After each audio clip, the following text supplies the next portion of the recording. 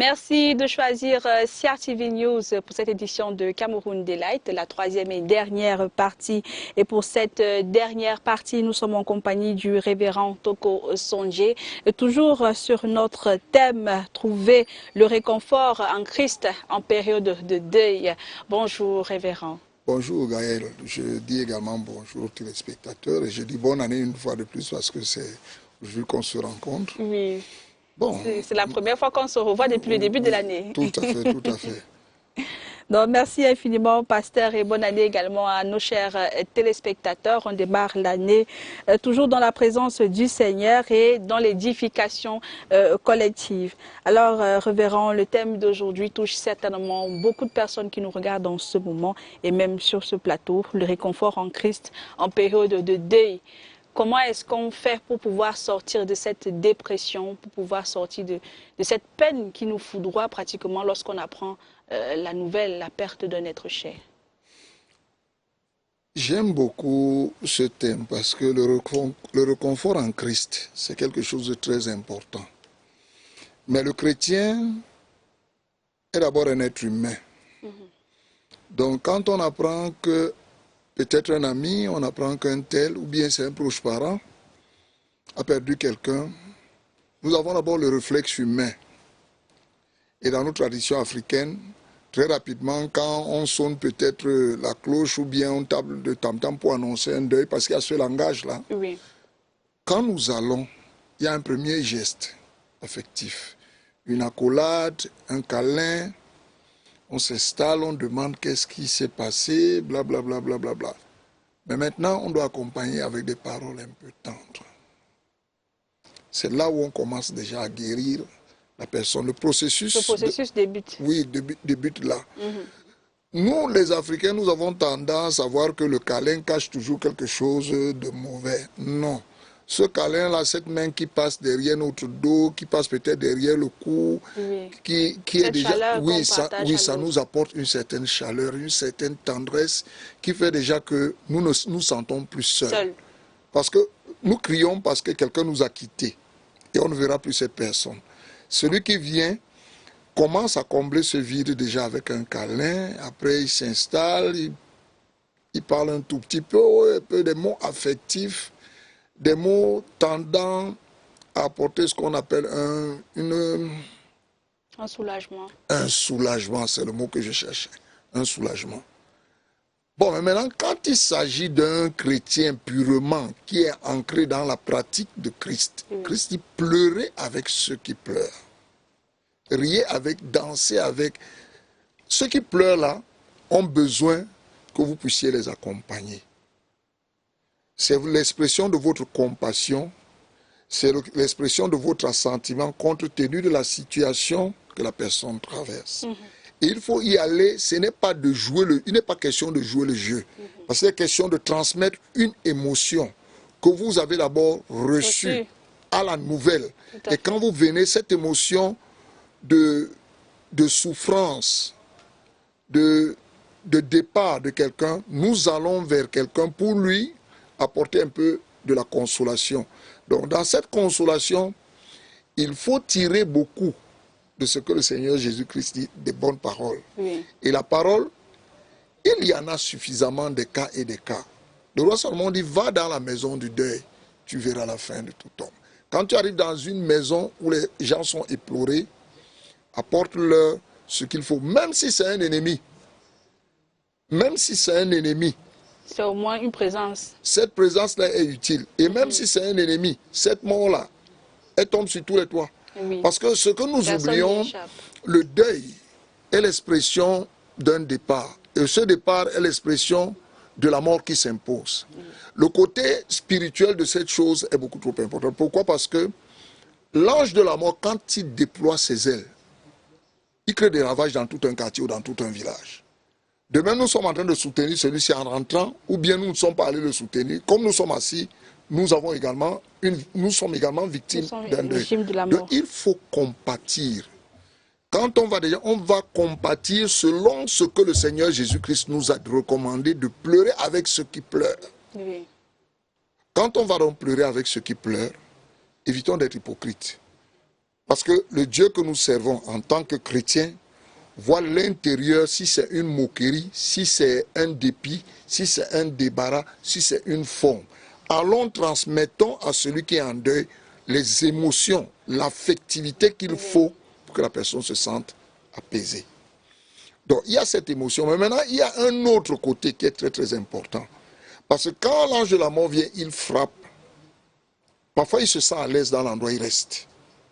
Les gens se tournent seulement que c'est un enchaînement, une hécatombe. Donc, c'est-à-dire qu'on perd tata, on perd tonton, on perd. Ça devient comme un cycle. Qu'est-ce que nous faisons maintenant, nous, en tant que chrétiens? Avant même d'aller chez tel qui a perdu un tel, nous évoquons Dieu que cette affaire-là ne soit pas... Pour briser la chaîne. Oui, il faut briser cette chaîne. Chasser cet esprit, parce que cet esprit-là rôde encore. Oui. Il peut faire victime de quelqu'un d'autre, même d'un enfant, et surtout les enfants, la plupart du temps, dans le cadre d'une maison de deuil, c'est pas bien que les enfants y restent, parce que les enfants sont beaucoup trop vulnérables. Mais je souhaiterais que les enfants de Dieu se mettent dans leur morale, que d'abord, le deuil, c'est quelque chose qui est là. La mort, elle est une chose qui est inéluctable et elle tombe sur tous les toits. Mais maintenant, cette mort-là est pour nous un tremplin pour un monde nouveau. Mais celui qu'on va consoler immédiatement est dans tous ses états. N'allons pas dire que non, il y aura le salut. Il n'a pas besoin de ça. Pour le moment, il a besoin d'un mot. Que c'est le chemin de tout le monde. Voilà. Parce qu'il y a des mots qui sont souvent très, très durs. Nous croyons que c'est une consolation. Mais en fait, ça vient briser déjà une personne qui est déjà atteinte par la peine. Briser. Surtout que la personne qui est endeuillée va réveiller tout un souvenir. Même des gens qui sont partis il y a cela 15 ans, 10 ans, 5 comme ça ans. Que ça se passe. Et c'est quelqu'un qui est abattu. Et celui qui est abattu, nous avons la consolation par la parole. J'ai l'habitude de dire, et même dans un livre que j'ai eu à écrire, qui peut-être par la grâce de Dieu cette année verra le jour, du grand public, il y a pour le chrétien la chose la plus importante, le cantique spirituel.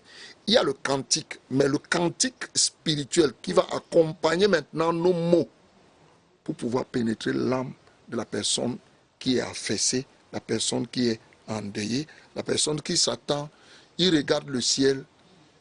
Il est en état de choc en réalité. Il est complètement abattu. Pourquoi? Parce que nous, il y a deuil et deuil. Hein. Il y a deuil et deuil. Je me souviens quand je perds mon papa à l'âge de 13 ans, il était tout, surtout que c'était un monsieur qui n'allait jamais loin. Il était toujours à la maison. Il part de la BCD, il revient. Comme il revient, il prend juste un pot quelque part où il a la visibilité de toute la maison. Ça veut dire qu'on se sentait surprotégé. Mais au moment où il part, c'est tout un blackout total. Il faut tenir compte de ça quand nous allons consoler quelqu'un. Le chrétien fait maintenant usage du cantique, du saint cantique, un cantique spirituel pour atteindre l'âme de celui qui est éploré et lui apporter un certain apaisement. Et les mots vont avec les circonstances. Voilà pourquoi Dieu donne la plupart du temps beaucoup de cantiques. Les cantiques, il y en a pour louer Dieu, le glorifier. Il y a également ce qu'on appelle des cantiques de lamentation. Nous avons dans nos traditions africaines même des danses de lamentation. Quand il y a un deuil, on danse les sianes, on fait ceci, on fait cela. Oui, autant de choses.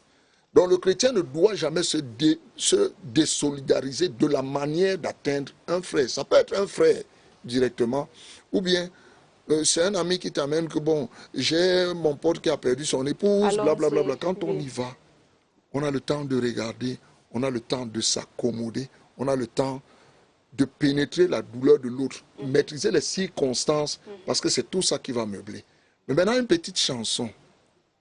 Quand je vais voir une sœur ou je vais voir un ami, je sais peut-être que nous sommes peut-être de la même obédience religieuse, ou bien on n'est même pas de la même obédience. Mon frère, est-ce qu'on peut prier un tout petit peu? Tout à fait. On prie avec le frère. Ou avant de prier, passer un moment de méditation. Oui, on prend un cantique qui est comme dans la logique des cantiques universels, qui aura des paroles et des connotations qui vont dans l'apaisement. C'est beaucoup trop important. Le deuil, la mort. La mort est souvent très, très récurrente, parfois très persistante, quand elle s'installe dans un village, dans un quartier ou dans une famille. Mais tout simplement, ce que je vais dire aux gens, la plupart du temps, quand ils sont éplorés, n'allez indexer personne. Pardon. Parce que quand on vient, on C'est trouve... généralement on cherche l'auteur, Oui, on cherche l'auteur. qui Quand a on va trouver tué. Est-ce l'auteur, que c'est une le mort mot normale? va Est-ce que se c'est une mort réveiller. compliquée? Quand on va trouver l'auteur, est-ce que le mot va se réveiller? Non. Non. Sachant souvent, comme je dis, on fait fi de ce qui a eu lieu. Parce que si on entre à la recherche de l'auteur, nous allons marcher avec la machette en main, on fera des morts. Et nous, on va méditer notre sort en prison. Et peut-être même parfois, dans nos coups de machette, c'est nos plus proches que nous. Ou on perd la vie aussi, Voilà, tout simplement. ou bien on perd la vie. Dans cette revanche Je qu'on recherche. conseillerais seulement aux enfants de Dieu d'être très tempérants. Parce que les jugements aussi dérangent. Nous avons aujourd'hui les réseaux sociaux. Quelqu'un qui dit que oui, l'autre qui est décédé là, lui, il croyait que quoi? Il avait fait ceci, il avait fait cela. Vous n'avez pas fait quelque chose à quelqu'un, vous partirez aussi un jour. Est-ce qu'au moment où vous êtes en train de partir, est-ce que c'est le lieu Est-ce que c'est le moment de parler de ce genre de choses? ce genre de choses? Allons vers l'apaisement. Le Seigneur Jésus-Christ dit, priez pour vos ennemis. Hein? J'entends souvent dans les trucs que nos églises de réveil, back to sender. Qu'est-ce que tu veux de celui-ci, celui qui est en train de combattre? Qui meurt? Ah, toi aussi, tu combats quelqu'un quelque part. Que tu meurs également. Et quand nous regardons nos assemblées aujourd'hui, je suis vraiment désolé de le dire, beaucoup de gens ils pètent quelque part les plombs. Je ne vais pas dire que c'est nos dirigeants d'âme qui font ça, mais les gens expriment un peu leur état d'âme. Il y a des gens qui sont candides, il y a des gens qui sont un peu trop agités, il y a des gens qui sont méchants dans l'âme. Or, le travail que nous, les chrétiens, nous avons, c'est d'amener à transformer les cœurs, pour préparer les cœurs à plus de tempérance, de telle sorte que dans la société, le chrétien soit un exemple qui nous permet de transcender. Qui soit la lumière. Voilà. Tout à fait. Moi, alors, révérend, vous avez expliqué l'attitude que le chrétien doit avoir lorsqu'il apporte du réconfort aux personnes endeuillées. Alors, si le chrétien lui-même est la personne qui traverse cette période difficile, comment se comporter, comment sortir de cette peine effroyable que l'on ressent, comment rester proche du Seigneur alors qu'on se sent complètement déconnecté et brisé? Quand on a un choc, gardons notre calme un tout petit peu, pour un moment, et essayons d'aller dans un milieu qui est un peu différent de nôtre. Ce milieu nous communique une certaine joie. Ce milieu va nous communiquer un état qui va nous amener à oublier ne serait-ce que pour peu ce que nous traversons. Mais généralement, quand nous sommes endeuillés, nous restons à la maison. C'est vrai, c'est bien. Mais essayons un peu de sortir, contemplons la nature.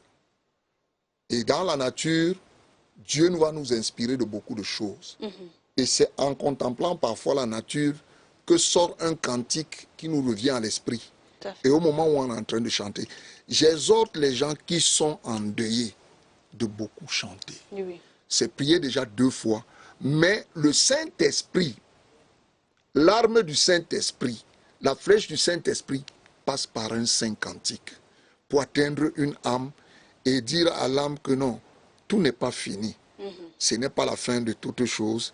Il y a demain, il y a après. Et si c'est une femme qui a perdu un enfant, là ou bien un nourrisson, non, demain tu auras, Dieu te donnera autre. Il y aura encore quelqu'un d'autre. Il y a de l'espoir. Et dans cet espoir-là, prions. C'est même le moment où il faut le plus prier. Les gens en temps de joie oublient Dieu. Mais l'habitude fait que même dans le malheur, ils oublient Dieu. Ils foncent vers les marabouts. Non. Au moment où on est victime d'un malheur, dressons d'abord le bilan. Établissons un regard sur tout ce qui s'est passé. Pourquoi je suis, pourquoi. N'indexez jamais quelqu'un d'autre. Trouvons en nous-mêmes la raison de l'échec. Transportons notre raison de notre échec. Que Seigneur Jésus, voilà là où j'ai foiré, j'ai été incapable. voici la raison pour laquelle je suis victime de ci. Comprendre la leçon que le Seigneur veut nous montrer à travers une épreuve. Tout à fait, tout à fait. Une épreuve n'est pas la fin de toute chose. J'insiste là-dessus. Une épreuve n'est pas la fin de toute chose.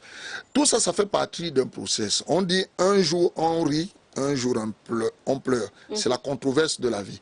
Le chrétien doit avoir une logique. La vie est faite de beaucoup de bouleversements. Si on sort de ce bouleversement, que nous voulons aller sur un goudron bien fait, alors là, le goudron bien fait, à un moment donné, on va quitter le goudron, on sera dans la latérite ou bien on sera dans la boue. Il y a des événements qui arrivent et ça ne doit pas nous laisser dans la désolation. Tout à fait. Et dans cet espoir, nous allons nous rendre compte que dans le cri que nous avons adressé à Dieu, compte tenu de notre deuil, compte tenu de notre affaissement, c'est là où la solution d'un problème arrive. J'ai l'habitude de dire aux gens, souvent je suis abattu, je viens, je pleure à Dieu. Dieu dit que le problème, c'est qu'il veut qu'on résolve. Ce n'est pas son temps. Mais comme il est trop abattu, Jésus veut le réconforter. Oui, consolons-le avec une nomination, consolons-le avec peut-être une nouvelle machine qui entre dans son studio d'enregistrement, consolons-le avec tel micro, quelqu'un apporte quelque chose. Et quand quelqu'un vient comme ça, oui, n'oublions pas dans la tradition africaine, quand on va chez quelqu'un qui est éploré, cette personne a perdu toutes ses forces. J'exhorte les gens, allez, faites même la cuisine, apportez ceci. À manger. Ça à manger. Vous préparez même peut-être, pendant que vous préparez, c'est chez cette personne que vous préparez, la personne se sent un peu plus rassurée. Vous partez de la cuisine pour le salon, de la cuisine pour ça fait de la présence, ça fait de la chaleur. Cette présence-là. Et ça permet d'atterrir sur terre, puisque parfois, lorsqu'on est dans cet état de choc, là, on a l'impression que on est quand on est dans un choc, on est perdu. On n'est plus dans ce monde. Hein. Tout à fait. Il faut quelqu'un qui va nous ramener. Nous sommes dans ce monde. Pourquoi dans le monde où nous nous trouvons, nous sommes même esselés. Oui. Parce que c'est un monde des esprits où les gens nous regardent. Celui-ci, il fait même quoi ici? Celui-ci, il fait quoi là? Il fait quoi là? Donc, c'est la personne qui vient vers nous qui va nous ramener sur terre. Et savoir que non, nous sommes un être humain. Et très souvent, dans cette période où on n'est pas sur terre, comme on le dit, on est faible. Et c'est à ce moment que l'esprit de la mort peut encore frapper. Et on peut partir. On est très fragile dans cette période-là. On est très faible, très fragile. Je conseillais tout à l'heure que quand il y a un événement de ce genre, éloignez les enfants. Je me souviens quand mon papa part, immédiatement mon oncle vient me récupérer. Ce n'est pas que le jour d'après. Avant 15 heures, j'étais plus dans la concession familiale. On vient seulement nous prendre le jour de l'enterrement. Après l'enterrement, on me récupère du cimetière encore pour chez mon oncle. J'y ai passé environ 3-4 semaines. Et chez les Douala, généralement, il y a ce qu'on appelle la maison du deuil. Il y a les tantes, il y a les cousines, il y a les sœurs du père, ainsi de suite, qui sont régulièrement là dès 18 heures. Chacun vient, dort sur son matelas. Bon, comme on fait après la neuvaine, il faut faire ci, il faut faire ça. On oublie même que cette présence, à un moment donné, il faut savoir arriver, il faut savoir se retirer. Parce qu'à un moment donné, quand c'est trop, ça se tasse, ça crée encore des divergences et des frustrations. Et avec les émotions qui sont grandes. Elle est même là comme si quelqu'un qui est venu se moquer de moi comme j'ai perdu mon enfant. Elle est même là. Elle est venue me montrer quoi. Voilà. Donc il faut savoir venir, il faut savoir arriver, consoler et savoir que la consolation, quand elle peut mettre aussi long, elle peut tourner au ridicule. Il faut être dans le temps. Parce qu'il y a un temps pour pleurer, il y a un temps pour rire. Il y a un temps pour consoler, il y a un temps pour se retirer. Il y a un temps pour se reposer aussi. Parce que ça permet aussi à la personne qui est endeuillée de pouvoir se retrouver seule et de penser aussi à sa peine toute seule. Oui, c'est seul, mais la solitude, là, parfois, n'est pas très bonne. La solitude, pour quelqu'un qui est victime d'un deuil, n'est parfois pas très bonne. La solitude est importante, mais elle n'est pas souvent très salutaire. Tout à fait. Pour il faut essayer de maintenir un équilibre. Parce que nous parlons d'un esprit. Hein. Je vous dis que quand cet ange arrive, il étale ses ailes, il frappe. Et pourtant, c'est le même ange qui, pendant qu'il frappe ici à Yaoundé, il est en train de frapper peut-être en Inde, au Nicaragua, ainsi de suite. Il est seul, il est unique. C'est lui seul qui... Mais il a des possibilités terribles. Au moment où il fait, à la même seconde, pendant qu'on a dit heure de décès, on dit heure de décès. Heure de décès, c'est dans des contrées différentes. Nous parlons d'un esprit. Mais maintenant, cet esprit-là, il faut savoir apporter des choses qui vont le faire fuir, notamment la prière. J'exhorte les gens qui sont dans le deuil de toujours prier pour que cet esprit ne reste pas, qu'il s'éloigne. Et maintenant, ceux qui viennent consoler, qu'ils accompagnent par un saint cantique. Par un cantique, comme l'apôtre Paul dit, même l'apôtre Pierre parle de cantiques spirituels. Oui. Quand on entretient un frère, on entretient... À un moment donné, vous allez voir que la personne qui est victime va passer des larmes à un sourire et à un rire. Avant que de se souvenir que, hey, je suis même là, l'autre n'est plus là. Et c'est la personne pour laquelle je suis en train de pleurer. On va pousser encore un cri.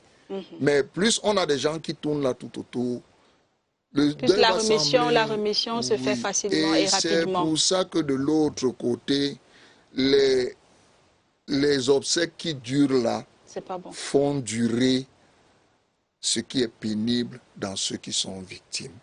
Il faut faire un effort. Merci au Seigneur Jésus-Christ qui a fait que dès que mon père c'était la période, ça n'a pas mis long. Ça fait que plus le corps est là, plus le deuil dure. Oh, très vite, les obsèques sont passées, très vite, on commence à se remettre. C'est vrai que les émotions, souvent, sont difficiles à couvrir, mais quand même, si on est un peu plus sage, on parvient à s'en sortir. Alors, pasteur, on résume alors au départ pour les personnes qui ne sont pas frappées directement par le deuil et qui sont des personnes qui sont chrétiennes, apporter du réconfort aux personnes endeuillées. Pour les personnes chrétiennes qui traversent des périodes difficiles de deuil, il faut rester dans la louange, dans la méditation, se décaler un petit peu de notre lieu de résidence habituel pour pouvoir se reconnecter à la nature et rester connecté surtout avec le Seigneur et reprendre vie après cette période difficile. Et enfin, pour les personnes qui ne croient pas en Dieu, qui n'ont pas reçu Christ, comme on l'a appris il y a encore quelques minutes. Les personnes qui ne croient pas en Dieu croient en quelque chose. Il y a toujours une croyance. Mais maintenant, ceux qui ne croient pas en Jésus-Christ, dans le monde de leur croyance, comme je peux parler par exemple des animistes, ils ont aussi leur Dieu. Le Seigneur Jésus-Christ dit très bien, les autres ont leur Dieu, ils ont leur Dieu, eux ils ont leurs idoles, ils ont ceci. Ils vont se confier à leurs idoles. Mais moi je les invoque et je les appelle, je les convoque à expérimenter Christ. Parce que Christ a la meilleure consolation. Les idoles vont se briser. Je vais imaginer par exemple que l'idole si est en pierre, en argile.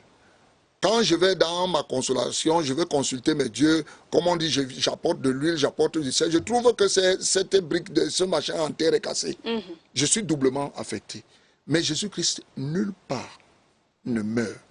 Et la prière du chrétien est différente de la prière d'un païen ou d'un animiste. Or, la prière du chrétien porte ce qu'on appelle l'espérance. Pourquoi? Parce que sa prière est un mouvement. Or, la prière d'un animiste devant une idole est statique. C'est-à-dire que son Dieu est là, tout est là, la mort est même là avec lui. Or, quand nous allons vers Christ, le mouvement là nous amenant vers Christ nous éloigne de la mort déjà. Tout à fait. Il nous éloigne des larmes. Si les larmes nous coulons, c'est que nous avons besoin d'une main tendue du Seigneur Jésus-Christ mettre sur nous. L'animiste n'a pas ça. Il a son idole. Son idole ne lui apporte rien. Mais Jésus apporte de l'espérance. Et dans le cantique que nous allons mimer, tenez-vous tranquille, nous aurons une assurance quelque part. Tout à fait. Il y a des âmes qui sont très très faibles. Il y a des âmes qui essayent de se retenir. Il y a des âmes fortes. Et c'est dans ce méli-mélo que nous devons tous converger. La parole de Dieu dit, soutenez-vous les uns les autres. Les plus forts soutiennent les plus faibles. Et maintenant, j'invoque encore, et je convoque les animistes ou ceux qui ont des dieux différents de Jésus-Christ de venir expérimenter le nôtre. Lui, il a sa façon de faire. Et quand nous nous déplaçons vers quelqu'un que nous ne voyons pas, vers quelqu'un que on nous a parlé de lui. Mais on dit que, mais toi qui sièges là en haut, je veux t'expérimenter. S'il te plaît, pourquoi tu as laissé que le malheur frappe ma maison? Mais on m'a dit, j'ai appris que tu peux couvrir, tu peux faire ceci. C'est là où naît une certaine foi. Tout à fait. Que chacun expérimente Jésus-Christ. Les gens disent beaucoup du mal de lui, mais l'évidence est là. Il fait des merveilles. Il fait des merveilles. Le Seigneur fait des merveilles et il réconforte l'âme qui est endeuillée et triste. Merci infiniment, pasteur révérend Stoko Sonje, pour toutes ces explications, ces éclairages et cette méditation que vous avez partagée avec nous aujourd'hui. Alors, un dernier mot pour conclure cet échange sur le thème « Trouver le réconfort en Christ en période de deuil ». Je transmets d'abord mes condoléances à tous ceux qui traversent un moment très très difficile actuellement. Mais ne prenons pas un deuil. Ne prenons pas une mort comme la fin de tout.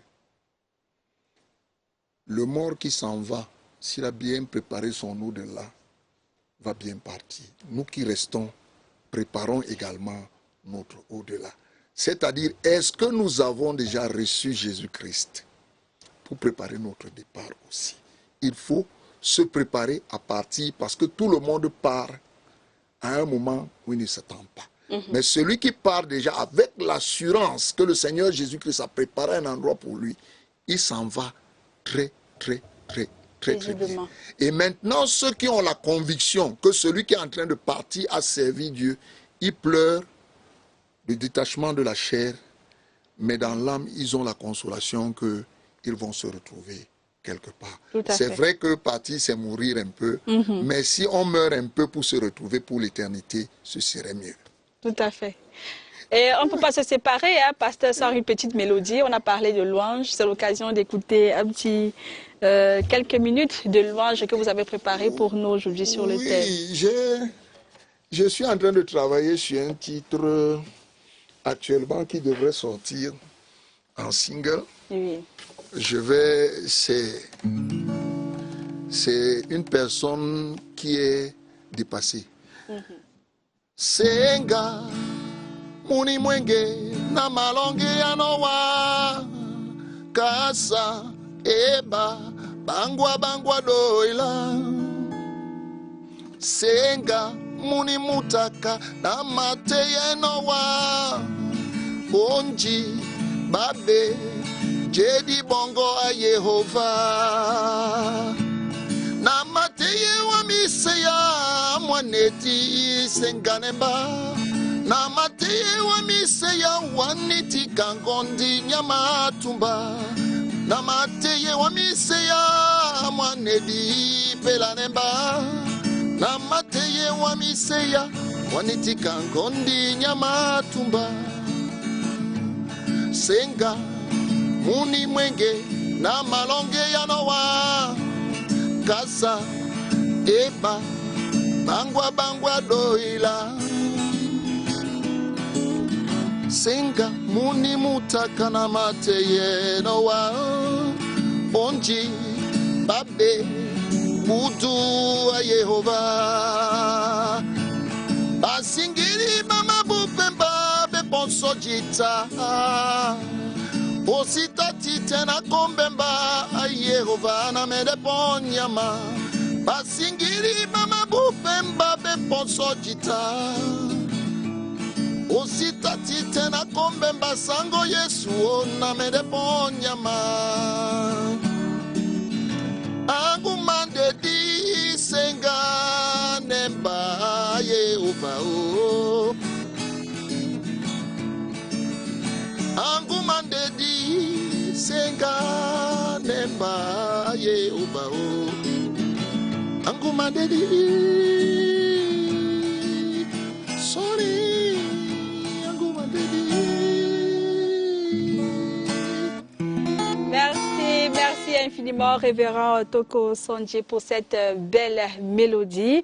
Alors, dans la suite de Cameroun Delight, nous avons une rubrique, vous ne partez pas sans nous donner votre avis à ce sujet, révérend. Alors, nous avons une rubrique qui se nomme Coaching gagnant.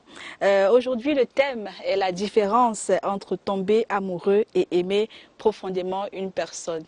Qu'avez-vous à dire à ce sujet, pasteur? Tomber amoureux, c'est à peu près comme on parle du couple de foudre. Oui. et le coup de foudre est passager, pour dire la vérité. Aimer profondément, c'est comme dresser un lit. On apprend à aimer quelqu'un. On ne tombe pas sur un charme, sous le charme directement, non. On aime la personne de manière pérenne. L'amour se construit sur des angles. C'est la jambe, c'est le corps de cette personne qui nous plaît. Tout doucement, on y va.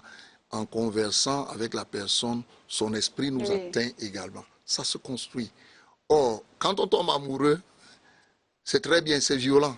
Mais la séparation est aussi violente. Aussi violente que la rencontre. Mais quand on aime profondément, on a préparé son lit, on sait qu'après les ébats, le lit sera un peu dérangé. On va prendre le soin d'arranger sans toutefois se séparer. Sans toutefois se séparer. Eh bien, vous l'avez si bien dit, pasteur. Eh bien, tomber amoureux, c'est souvent un éclair, une émotion intense qui bouleverse et fait vibrer. Aimer profondément, en revanche, c'est un choix conscient, patient et durable qui réside au temps et aux épreuves. Dans ce numéro de coaching gagnant, la coach de vie Brenda Vondor marque la différence entre le coup de cœur qui enflamme et l'amour véritable qui construit. Je vous propose de regarder.